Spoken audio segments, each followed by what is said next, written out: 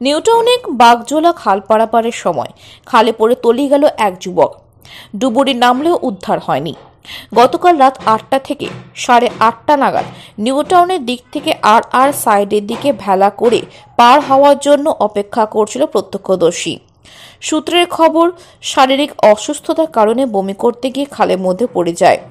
ভেলার চালক দেখামাত্র চিৎকার শুরু করে।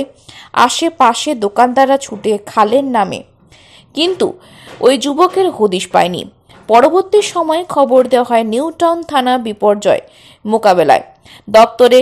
ডুবুরি এসে সকাল থেকে তল্লাশি চালিয়েও এখনো পর্যন্ত হদিশ মেলেনি ওই যুবকে। তবে ঘটনা তদন্তে নেমেছে নিউটাউন থানা পুলিশ। ওই ব্যক্তির নাম পরিচয় এখনো পর্যন্ত মেলেনি এবং কোনো ধরনের নিখোঁজের অভিযোগও দায়ের হয়নি বলে পুলিশ সূত্রে খবর।